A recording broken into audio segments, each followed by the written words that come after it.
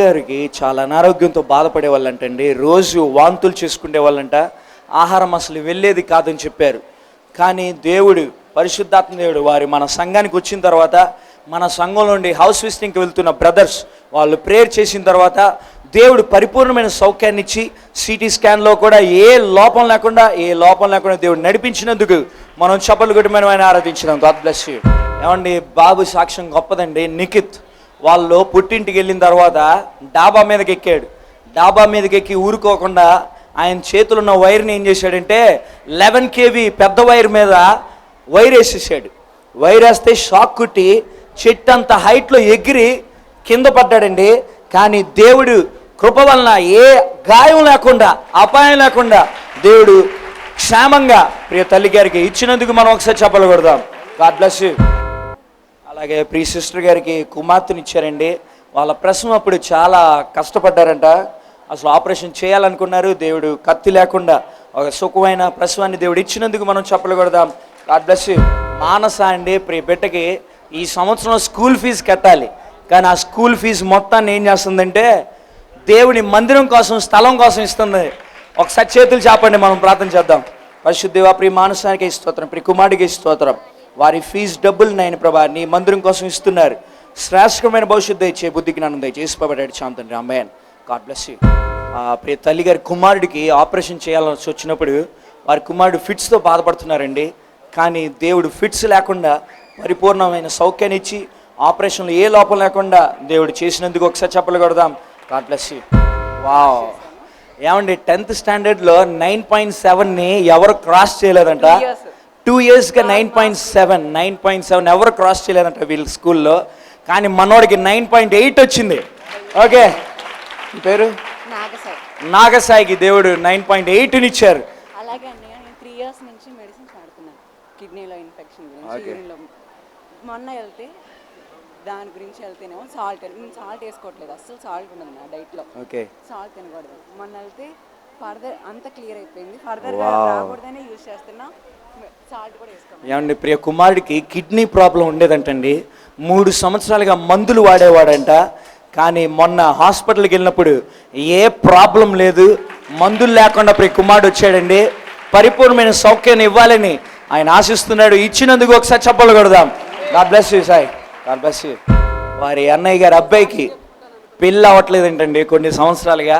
మొన్న వివాహాల కార్యక్రమాల కోసం పత్రిక ఇచ్చిన నెక్స్ట్ రోజే దేవుడు వివాహంలో గొప్ప కార్యం చేశారని సాక్ష్యం చెప్పి ఉన్నారు.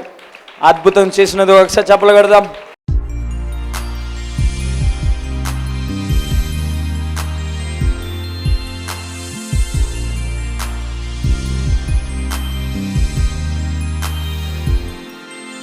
పూర్ణ అండి, ప్రియ తల్లి పూర్ణ. వాళ్ళ కుమారుడు ఇంజనీరింగ్ అయిపోయింది, 4th year చదువుతున్నాడు. 15 మందిని ఇంటర్వ్యూకి తీసుకెళ్లారు. దాంట్లో 5గురే సెలెక్ట్ అయ్యారు. దాంట్లో తల్లిగారి కుమారుడు కూడా ఉన్నాడు. చప్పట్లు కొడుతూ దేవా దేని మాయింపరుద్దాం. ఇవన్నీ జరిగేది మన ప్రార్థన వలన, మన భక్తి వలన, మన పరిశుద్ధత వలన కాదు. ఎవరి వలన జరుగుతుంది? యేసయ్య వలన మాత్రమే జరుగుతుంది. God bless you. నీ పేరేనా? కుమారి. నాకు ప్రియ చెల్లి కుమారి. వాళ్ళ తమ్ముడు హైదరాబాద్లో ఉద్యోగం చేస్తున్నాడు. కానీ ఆ ఉద్యోగం పోయింది. మందిరానికి వచ్చి ప్రార్థన చేసుకుంది. నష్టమైపోయి, ఎక్కడైతే నష్టమైపోయిందో ఉద్యోగం, అక్కడే ఆ ఉద్యోగాన్ని దేవుడు తిరిగి ఇచ్చాడు. చప్పట్లు కొడుతూ దేవా దేని మాయింపరుద్దా. నీ పేరేంటమ్మా? నా పేరు మార్తమ్మ. మార్తమ్మ. మార్తమ్మ అమ్మగారు, మీరు ఎక్కడి నుంచి వస్తున్నారు? మార్తమ్మ గారు వాళ్ళ కుమారుడు 7 సంవత్సరాలు జైల్లో ఉన్నాడు. జైల్లో ఉంటే ఇంకా జైల్లోనే ఉంటారు అన్నారు. దాదాపు 16-20 సంవత్సరాలు జైల్లో ఉండాలి. అటువంటి టైంలో ఎవరో చెప్పారు ఇలా మందిరానికి వెళ్ళి ప్రార్థన చేసుకోమని. ఆమె మందిరానికి వచ్చి ప్రార్థన చేసుకుంది. వచ్చిన కొద్దిగా రోజుల్లోనే నా దేవుడు అతన్ని విడుదల చేశాడు. చప్పట్లు కొడుతూ దేవా దేని మాయింపరుదాం. గట్టిగా చప్పట్లు కొడుతూ హల్లెలూయా. ఇంకా ఎన్నో సంవత్సరాలు ఉండవలసిన వ్యక్తిని దేవాదేవుడు బయటికి తీసుకొచ్చాడు. God bless you. నీ పేరేంటమ్మా? రాగమ్మ. రాగమ్మ. బాబు పేరు? వంశీ. వంశీ 10th క్లాస్ పరీక్షల్లో టీచర్లు బంధువులు అన్నారు, మీ అబ్బాయి పాస్ అయితే నన్ను వచ్చి అడగండి అని. అటువంటి టైంలో విద్యార్థుల కొరకు పరీక్షల నిమిత్తం ప్రార్థన చేస్తున్నామని టీవీలో అనౌన్స్ చేశాం. ఈ తల్లి కూడా వచ్చింది, ప్రార్థన నూనె తీసుకెళ్ళింది. బాబు 10th క్లాస్ పరీక్షల్లోకి వెళ్తున్నప్పుడు ఆ బాబు శిరస్సు మీద నూనె సిలువ గుర్తేసి ప్రతిరోజు పంపించేదంట. ఏ టీచర్ అయితే అన్నారో పాస్ అయితే నన్ను వచ్చి అడగమని, పాస్ అవుతా ఉన్నారు, పాస్ అవ్వాలనుకున్న ఈ బాబుని దేవుడు విజయం ఇచ్చి నడిపించాడు. శక్తి చేత కాదు, బలము చేత కాదు, దేవుని ఆత్మ. చప్పట్లు కొడుతూ దేవాదేవుని మహిమపరుద్దాం. అమ్మా మీ పేరేంటమ్మా? కుమారి. ఈ తల్లి వేదన మీరు చూడండి. వీళ్ళ బాబు ఒక అమ్మాయిని ప్రేమించాడంట. ఫస్ట్ ప్రేమించింది అమ్మాయి నేను పెళ్లి చేసుకుంటాను అందంట. తర్వాత నువ్వు నాకు వద్దు ఇంకొకరిని చేసుకుంటాను వెళ్ళిపోతే ఇలా బాబు ఎలుక విషం తాగేశాడు, పెద్ద డబ్బా విషం తాగేశాడు. హాస్పిటల్ తీసుకెళ్లారు, ఇంట్లో ఉంచారు. ఇక మరణంతో పోరాడుతుండగా మందిరం నుండి తీసుకెళ్ళిన ప్రార్థన నూనె ఉంది. తల్లి వేదన చూడండి. ప్రార్థన నూనె, ఆ నూనె నోట్లోకి కుక్కేసేసిందంట. మొత్తం 3 వాంతులతో విషం బయటకు వచ్చేసింది. ఈరోజు బతికిచ్చాడు. అమ్మా చప్పట్లు కొడుతున్న తమ్ముడు చెల్లి, ఒక అబ్బాయి అమ్మాయిని ప్రేమించారు అనుకోండి, టీవీలో అంటున్నా మీరైనా, ఆ అమ్మాయి వద్దనుకో చచ్చిపోవద్దు, దేవుడు ఆమెకు మించిన అమ్మాయిని ఇస్తాడు నీకు. అబ్బాయిని ప్రేమించావు నువ్వు, ఆ అబ్బాయి నేను పెళ్లి చేసుకొని అన్నాడు, చచ్చిపోవద్దమ్మా. ఎందుకు? ఆ చెల్లి అంటుంది కరెక్ట్, అదే చావటం ఏంటి, ఆడికి మించిన అబ్బాయిని నీ దగ్గర తీసుకొస్తాడు ఆయన. ఎప్పుడన్నా యేసయ్య ఒక తలుపు మూసాడు అంటే దానికి అర్థం దానికి మించిన తలుపు నీ కొరకు తెరుస్తున్నాడు అని. ఎర్ర సముద్రం లాంటి పాయలు చేసేదాన్ని తీయబోతున్నాడని. హల్లెలూయా.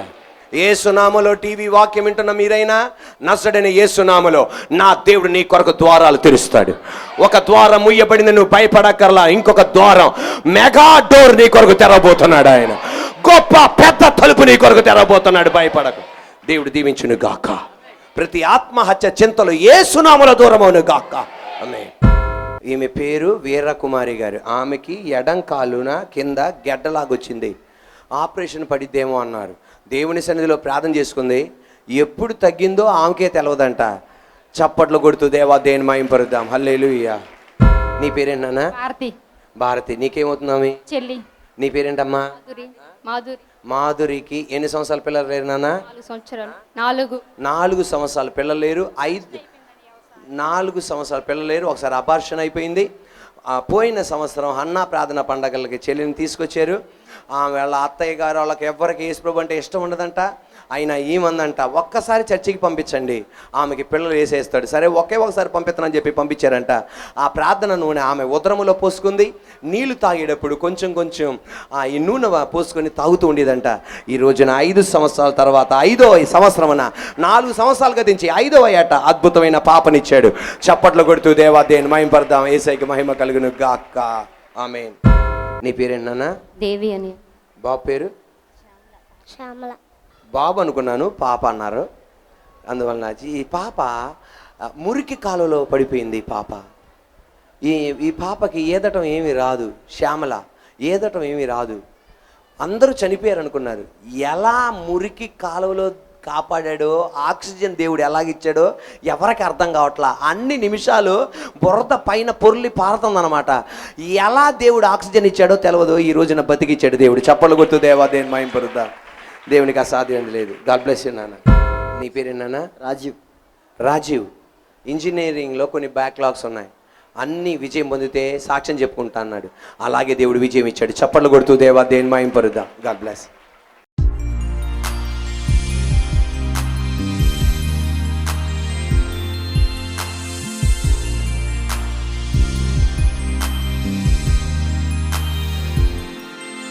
ఈరోజు వాక్య దాని నిమిత్తం అపోస్తుల కార్యం 9వ అధ్యాయం 1 నుండి 6 వరకు, అలాగే 11 నుండి 16 వరకు.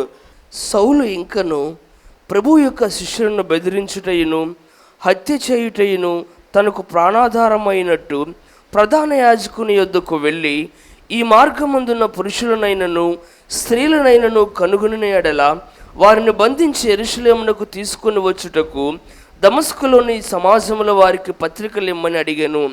అతడు ప్రయాణం చేయుచు దమస్కు దగ్గరకు వచ్చినప్పుడు అకస్మాత్తుగా ఆకాశం నుండి యొక్క వెలుగు అతని చుట్టూ ప్రకాశించెను. అప్పుడు అతడు నేల మీద పడి, సౌలా సౌలా, నీవేళ నన్ను హింసించుచున్నావని తనతో ఒక స్వరం పలుకుట వినెను.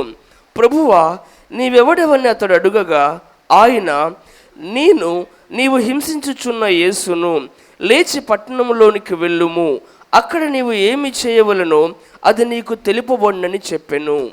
ఇక్కడ ఈరోజు నా ప్రసంగాంశం ఏంటంటే, క్యాన్ గాడ్ రియల్లీ యూజ్ మీ?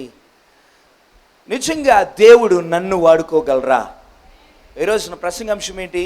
నిజంగా యేసయ్య నన్ను వాడుకోగలరా? క్యాన్ గాడ్ రియల్లీ యూజ్ మీ?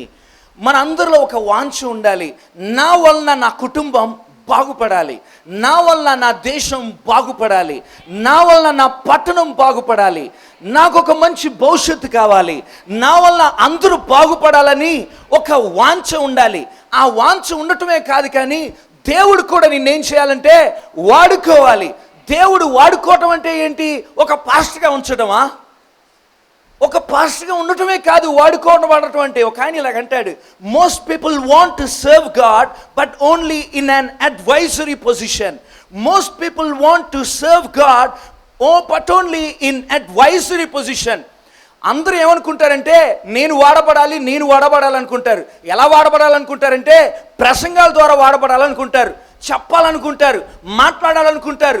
కానీ నిజంగా వాడబడటం అంటే నువ్వు ఏ రంగంలో ఉన్నా కానీ అక్కడ వాడబడటం, నీ ఉద్యోగ స్థానంలో వాడబడటం, ఒక కుమార్తెగా తల్లిదండ్రులకి ఉపయోగపడటం, ఒక బాస్గా నీ కింద ఉన్న వాళ్ళకి ఉపయోగపడటం, ఒక రైతుగా పట్టణానికి ఉపయోగపడటం. నువ్వు ఏ స్థానంలో ఉన్నా కానీ నువ్వు ఉపయోగపడాలి. దేవుడు నిన్ను వాడుకోవాలి. అయ్యా, నా కుటుంబం నా ద్వారా బాగుపడాలి. హల్లెలూయా. ఏమండి, దావీదు వాళ్ళ కుటుంబం, యెషయా వాళ్ళ కుటుంబం ఎవరి ద్వారా బాగుపడింది?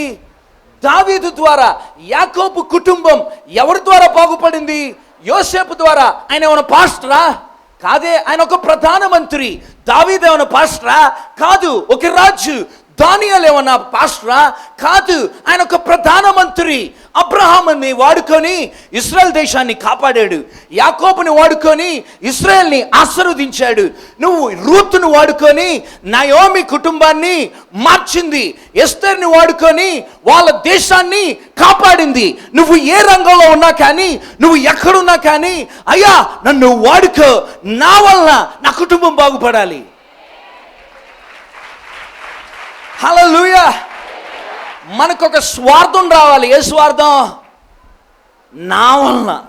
ఓకే, నా వలన నన్ను వాడుకో, నా వలన యూస్ మీ, నా వలన నా కుటుంబం బాగుపడాలి. ఈ స్వార్థం ఉండటం మంచిదే. ఓకేనా? మీ చేతులు ఎత్తి చెప్పండి, అయ్యా నన్ను వాడుకో, నన్ను వాడుకో. హల్లెలూయా.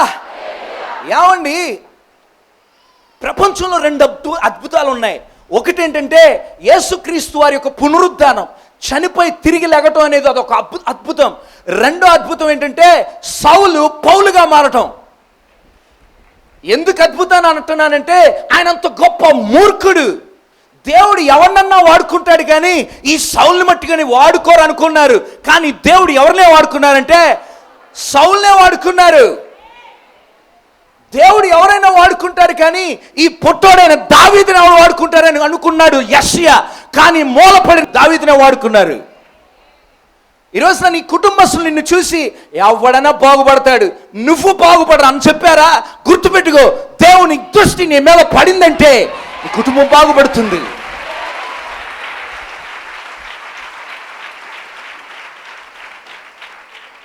దేవుడు నిజంగా నిన్ను వాడుకోగలరా? Can God really use you? చెప్పరా? ఏమండి, సౌల్నే దేవుడు వాడుకున్నారండి. అంత గొప్ప మూర్ఖున్నే దేవుడు వాడుకున్నారండి. దేవుడు మనల్ని వాడుకోలేరా? Can God use you? Wow, English service కూడా స్టార్ట్ చేసుకోవచ్చు. కొంచెం ఫ్రీగా ఉండండి. నేను కొత్తగా అనిపించవచ్చు, కానీ నేను కొత్తోడిని కాదు, ఎప్పుడో నుండి ఉండండి ఇక్కడ. ఓకే,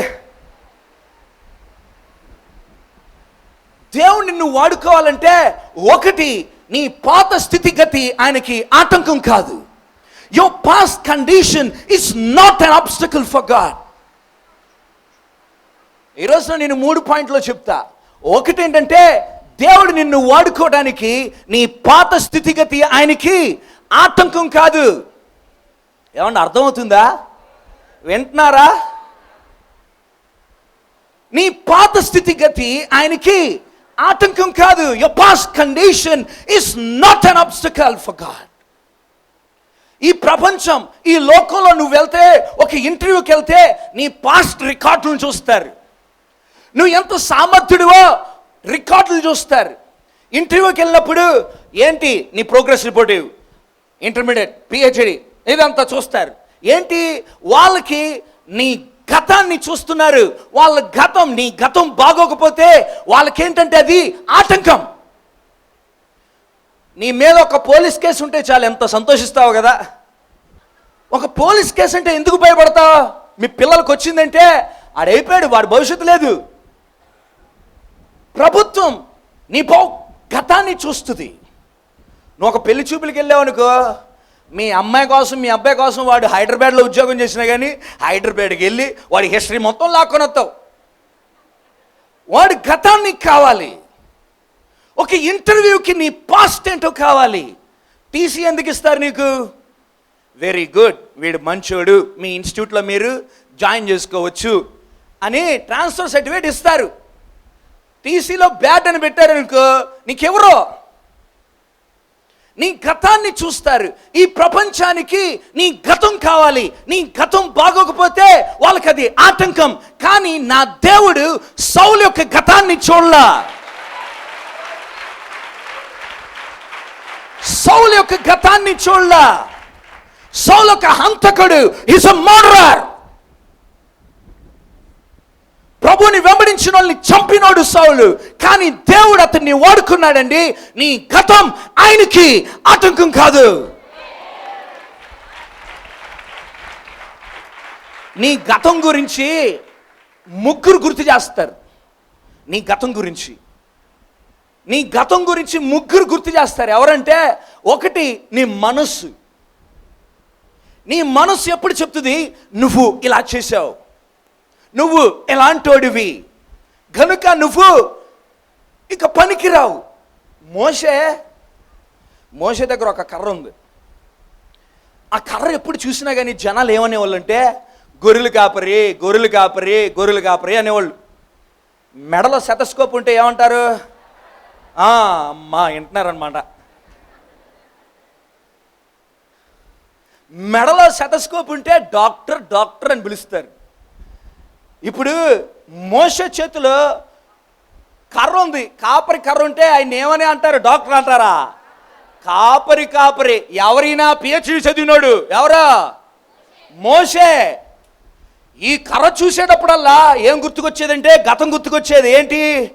అయ్యయ్యో, నేను ఒక రాజుగా బ్రతికే కదా, నా చేతిలో ఒక రాజదండం ఉండేది కదా. ఒక యువరాజుగా బ్రతికాడు, ఒక చదివినోడు, పిహెచ్డి చేస్తున్నాడు, ఒక సిటీకి ఆర్కిటెక్ట్. కానీ ఇప్పుడు ఎలా జీవిస్తున్నాడంటే, ఒక కాపరిగా. ఈ కర్ర చూసేటప్పుడల్లా, అయ్యో నేను చేసిన తప్పుకి ఒక్కడిని చంపినందుకు నా గతి ఇలాగ అయిపోయిందా. తన మనస్సు ఏం చేస్తుంది? గుర్తు చేపిస్తుంది, తన గతాన్ని గుర్తు చేపిస్తుంది. దేవుడు మోషే దగ్గరకు వచ్చి ఏమన్నాడంటే, మోషే నీ చేతిలో ఏముంది? దేవుడికి తెలియదు ఆయన చేతిలో కర్ర ఉందని? తెలుసు. కానీ నిజంగా దేవుడు అడిగింది ఏంటంటే, నీ కర్ర కాదు, నిన్ను గుర్తు చేపించే ఆ కర్రను నాకి.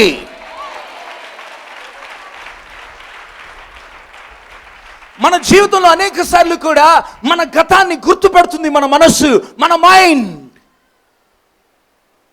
నేను చేసిన తప్పుకి ఇలాగ మారిపోయా, అయ్యో ఎలా బ్రతికున్నా, కానీ ఇలాగ అయిపోయానే. నీ గతాన్ని గుర్తు చేస్తుంది నీ మనస్సు. రెండు ఎవరు గుర్తు చేపిస్తారంటే, మనుషులు. నీ దగ్గర ఉన్న మనుషులు. వాడు ఎలాంటోడో నాకు తెలుసులే.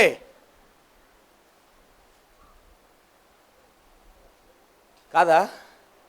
మనుషులు గుర్తు చేపిస్తారు. వీడు ఇలాంటోడండి, వాడు అలాంటోడండి. యెఫ్తాని చూసి జనాలు ఏమనే వాళ్ళంటే, వీడు వేశ్య కుమారుడండి, ఎందుకు పనికొస్తాడండి? వాడి గతాన్ని గుర్తు చేస్తున్నారు. యబ్బేసును చూసి వాళ్ళ అమ్మ ఏమని చెప్పిందంటే, వేదన పుత్రుడా. తన్ని ఎప్పుడు పిలిచినా కానీ వేదన వేదన అని పిలిచేవాళ్ళు మనుషులు. ఆయన హృదయంలో ఒక గాయం కలిగేది, నేను పుట్టడం వల్ల మా అమ్మ చచ్చిపోయింది.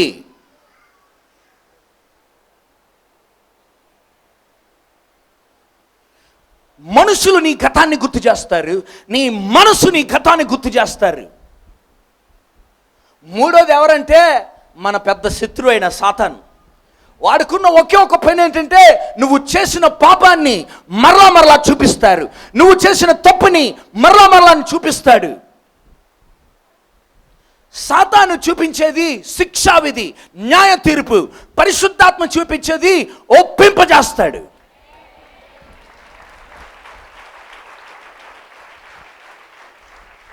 అర్థమవుతుందా?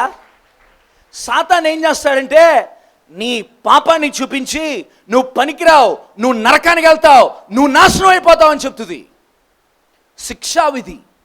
కానీ పరిశుద్ధాత్మ దేవుడు దేన్ని చేపిస్తాడంటే ఒప్పింపజేస్తాడు. ఒప్పింపు అంటే పాపాన్ని చూపిస్తాడు, సొల్యూషన్ కూడా చూపిస్తాడు. సాతాను ఏం చేస్తుందంటే, నీ పాపాన్ని చూపిస్తుంది, సొల్యూషన్ చూపించదు. పరిశుద్ధాత్మ దేవుడు నీ పాపాన్ని చూపించి నిన్ను కడగటానికి యేసుక్రీస్తు రక్తం ఉందని చూపిస్తుంది.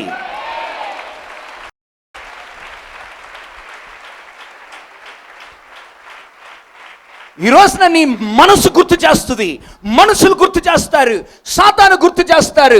గుర్తుపెట్టుకో, నీ కోసం ఒక డాడీ నీ కోసం ఉన్నాడని మర్చిపోకు.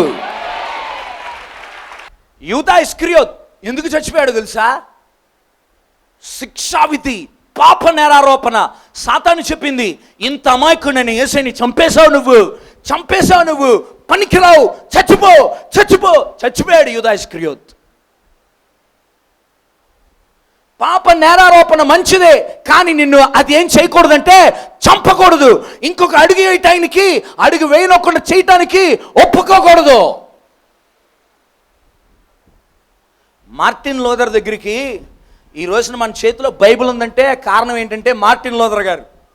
ఆర్సిఎం ఫాదర్లో బైబిల్ చదవనిచ్చేవాళ్ళు కాదు, వాళ్ళే చదివేవాళ్ళు, పాస్టర్లు ఒకటే.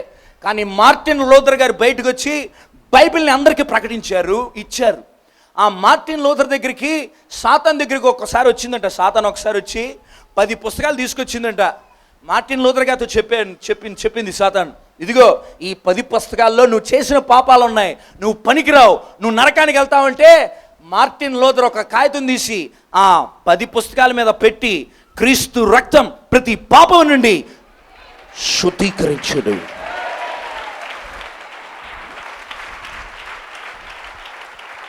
నేను చెప్పేది పాపం చేసి మళ్ళీ యేసు దగ్గరికి రమ్మనట్లా, నీకు నచ్చినట్టుగా జీవించు అనట్లా. నీ పాత స్థితిగతి, నీ గతంలో చేసిన పాపాన్ని గుర్తు చేసేది పరిశుద్ధాత్మ దేవుడు కాదు, సాతానని మర్చిపోబాకు. వాడితో చెప్పు, నా క్రీస్తు సిలువలో నా పాపాన్ని కొట్టివేసి. థామస్ ఆల్వా ఎడిసన్ గారు లైట్ని కనిపెట్టిన ఆయన కొన్ని సంవత్సరాలు, కొన్ని గంటలు కష్టపడిన తర్వాత, బల్బు కనిపెట్టిన తర్వాత చెక్ చేపించడానికి ఒక బాబుకి ఇచ్చాడు, 10 సంవత్సరాల బాబుకి. అంత కష్టపడి బల్బు ఎవరి చేతులకు ఇచ్చాడంటే ఒక చిన్న బాబుకి ఇచ్చి, ఒరే పైకి తీసుకెళ్ళి మా అసిస్టెంట్కి ఎవరా, వాడు చెక్ చేస్తాడంటే పాపం ఆ కుర్రోడు చాలా భయపడ్డాడు. చేతులు వణుకుతూ పైకి తీసుకెళ్తున్నాడు. పైకి ఎక్కాడు, బల్బు కింద పడేశాడు. థామస్ ఆల్వా ఎడిసన్ ఏమనలా. మళ్ళీ 2-3 సంవత్సరాలు కష్టపడి, మళ్ళీ కొన్ని గంటలు కష్టపడి, నువ్వు నేనైతే ఆ బల్బుని పొరపాటున కుర్రోడికి చేతికి ఇచ్చేవాడు కాదు. థామస్ ఆల్వా ఎడిసన్ ఏం చేశాడంటే మరలా బల్బు ఆ పిల్లోడికే ఇచ్చాడు. ఆ పిల్లోడు ఈసారి నేను ధైర్యంగా ఉంటా అని చెప్పి బల్బుని పట్టుకొని పైకి తీసుకెళ్ళిచ్చాడు. ఒక థామస్ ఆల్వా ఎడిసనే ఒక చిన్న బాబు యొక్క గతాన్ని గుర్తు చేసుకోకపోతే నా తండ్రైన యేసయ్య ఎందుకు గుర్తు చేసుకుంటాడు?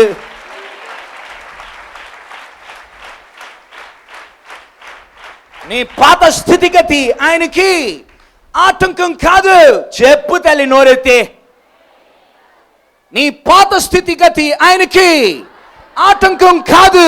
పాత స్థితిగతిని దేవుడు గుర్తు తెచ్చుకొని ఉండుంటే సౌల్ని దేవుడు వాడుకునే వాళ్ళు కాదు.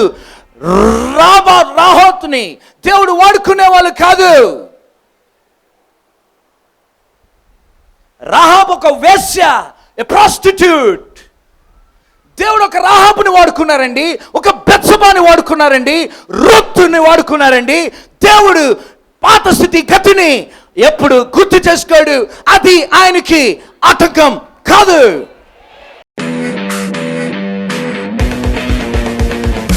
ఈ రోజు వాక్యం వింటున్న ఏ చెల్లైనా తమ్ముడైనా విధేయత చూపెట్టి, ఉద్యోగాలు విడిచిపెట్టి, చదువు విడిచిపెట్టి, అనేకమైన విడిచిపెట్టి, నీ బంధువులను విడిచిపెట్టి, లోక స్నేహితులను విడిచిపెట్టి, అక్కర్లేని అపవిత్ర మాటలు విడిచిపెట్టి, అక్కర్లేని దృశ్యాలు నెట్లో చూడకుండా పక్కన పెట్టేసి దేవుడా అని విధేయత చూపెట్టి ఈ రోజు బూడిద మీద నుంచున్నావా? బూడిదకు ప్రతిగా ఘనతను ఇవ్వగలిగిన దేవుడు నీ పక్షాన ఉన్నాడని భయపడకూడదు.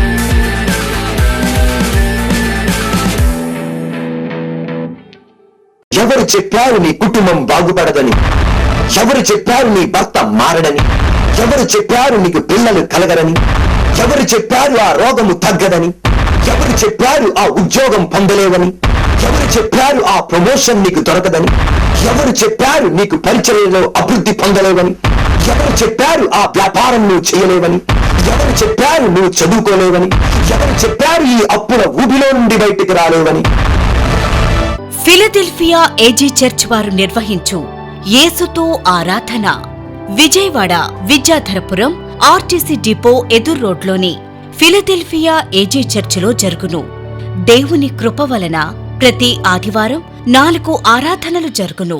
మొదటి ఆరాధన ఉదయం 6 గంటలకు, రెండవ ఆరాధన ఉదయం 8 గంటలకు, మూడవ ఆరాధన ఉదయం 10 గంటలకు, 4వ ఆరాధన మధ్యాహ్నం 12 గంటలకు మరియు ప్రతి శుక్రవారం ఉదయం 7 గంటలకు యూత్ లైవ్ మరియు ఉదయం 10 గంటలకు ఉపవాస ప్రార్థన జరుగును. రండి, యేసయ్య మీ నిందకు ప్రతిగా రెట్టింపు ఘనతను ఇచ్చును. మా ఫోన్ నంబర్స్ 9701100400 మరియు 9704100400.